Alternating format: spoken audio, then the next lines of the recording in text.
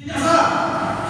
Bunda tempatnya dandan, bunda tempatnya bersolek, bunda tempatnya hanya santai duduk melayani suami, hanya di kasur. Di tempat lain tidak. Benar kata Ustaz itu. Ustaz itu tidak salah walaupun saya tidak kenal Ustaznya. Tapi pertanyaan saya, ketika pasangan kita melayani kita, apakah hina kita untuk melayaninya kembali? Saya mau tanya bunda, jawab bunda. Ketika pasangan hidup kita sudah melayani kita, berkeringat dia mencari rezeki, banting tulang siang dan malam, kaki jadi kepala, dan itu pun kadang-kadang amplop yang dibawa gaji pulang ke rumah masih di lab, belum dibuka, sudah kita ambil. Sini, dan dia tersenyum. Silakan, engkau adalah bendaharaku, wahai bidadariku. Ambil, sisihkan buat ongkosku pulang pergi. Allahu Akbar. Pertanyaannya, ketika pelayanan seperti ini bunda, ini maaf ya, korban adalah perempuan. Hari ini yang menjadi korban perempuan.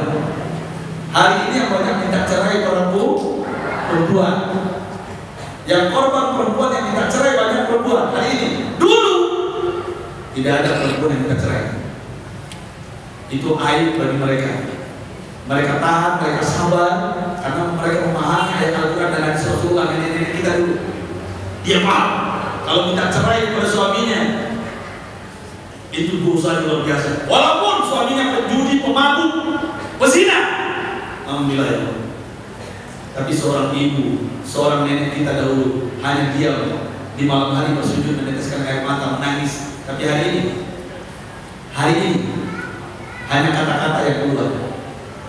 Suaminya pulang kerja, kopi nggak disuguhkan. Alasannya apa? Duit habis. Jatah mingguan habis. Nggak ada kopi-kopian, nggak ada gula habis. Air putih pun habis. Sekarang saya mau bertanya, kalau ini yang terjadi ketika ego yang mendahulukan, apa yang terjadi kira-kira ayah dan bunda? Apa yang terjadi? Apa yang terjadi ayah dan bunda? Apa yang akan terjadi? Siap-siaplah perang dunia ketiga. Tetangga ketawa terbahak-bahak, musuh kita pun tersenyum bahagia di sana. Kenapa? Sebentar lagi kapal akan pecah dan kita bahagia. Belum tentu tetangga, belum tentu sahabat kita akan menangis seperti kita kalau kita pecah rumah tangga. Kecuali sahabat yang sejati, kecuali sahabat yang seiman, kecuali sahabat yang karena Allah, dia akan berusaha untuk menyatukan kita kembali. Betul kan? Benar kan? Jadi artinya yang ada bunda. Yang pertama, kalau ini dibukakan rezeki bunda, saya mohon bunda, mari layani suami kita apa kebiasaannya. Ketika suami kita pulang ke rumah, maaf bunda, wajahnya sudah mulai kusam, stres, motor, hujan badai, hujan lagi, sudah hujan spion hilang, gaji ditunda, diserempet pula sama mobil, ya, diberhentikan sama polisi, STNK ditengok, SIM sudah kadaluarsa. Stres kan? Stres kan? Sampai di rumah, masuk rumah, bunda nengok suami. Sekarang saya bertanya, apakah wajar kita bertanya, kok lambat pulang? Ini wajahnya udah kusam nih. Kok lambat pulang dari mana? Sama siapa kita berangkat? Kira-kira terjadi apa?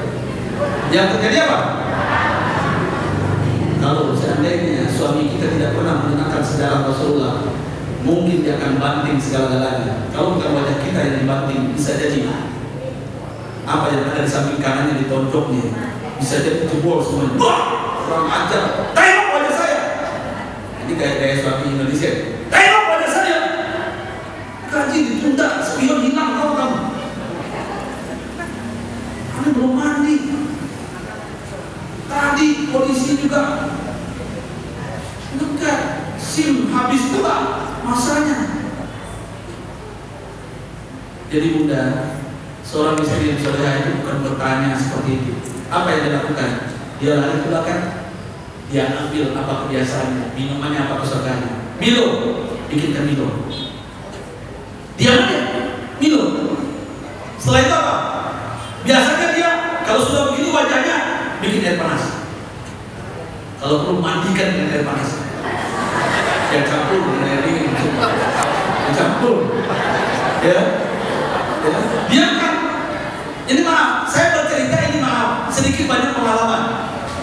Ketika perjalanan 21 tahun menikah, dan itu ternyata lika-liku, riak-riak, gelombang-gelombang itu kami lalui. Bahkan saya pernah buka dari dagang kaki lima. Dahulu di Pekanbaru Riau 20 tahun kurang lebih. Dagang kaki lima. 3.000 sampai 500, 3.000 sampai 500. Kaki lima begitu. Ya kan berpadang gitu jual. Yang saya jual pakaian dalam, yang saya jual imitasi, kadang-kadang 10.000, 20.000, kadang-kadang 50.000, bawa pulang berkelingan makan ikan teri berdua suapan. Allahu Akbar. Nikmat. Demi Allah. Nikmat rasanya. Sampai akhirnya Allah berubah 2 tahun keliling Riau, keteran-teran. Kalau di Pekanbaru pasar pagi, kalau di sini pasar malam, pasar kaget. Ini tanda-tanda kiamat. Banyak pasar tanda-tanda kiamat Pak. Ini ada dalam bukunya Abdi Al-Adni itu.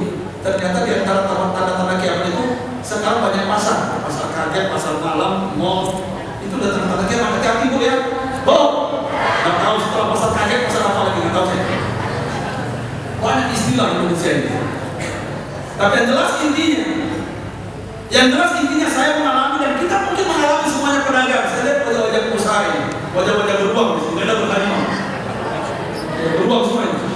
Dan itu ketika saya naik ekonomi sampai buka di Ramayana, buka toko jualan pakaian. Ketika buka toko, kalau paginya ayah dan bunda sudah tidak melayani, saling manyun, tahu manyun?